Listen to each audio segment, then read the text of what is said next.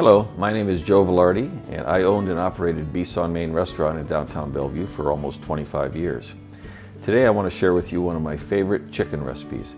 This is so quick and easy, and many of the ingredients may already be in your pantry at home, but if not, most of them are available at your local Costco warehouse, like the extra virgin olive oil, the chicken thighs, and the Mama Lil's peppers.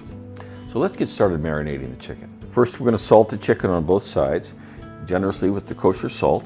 Okay, and now I'm going to add our extra virgin olive oil, our cracked black pepper, our garlic cloves, our dried oregano, granulated garlic, onion powder, and our chopped fresh parsley. Then I'm going to mix it, and now we're going to cover the chicken and refrigerate it for about 1 hour.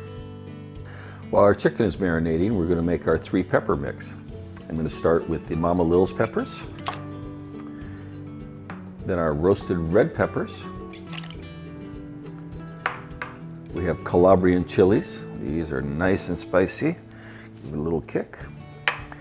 Capers, and then our Kalamata olives. I'm going to mix all this up and then set it aside.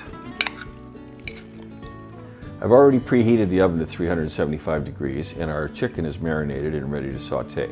We'll heat a large skillet over medium heat, add 1 tablespoon of the olive oil, then take 4 of our chicken thighs and put them in the pan with the smooth side down. We'll cook them for 6 to 7 minutes or until golden brown, and then flip them over for about 1 minute. We're going to move the chicken to the baking dish and repeat the process with the remaining 4 thighs.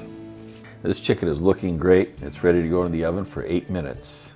Okay, I've pulled the chicken from the oven, and now we're ready to add our 3 pepper mix.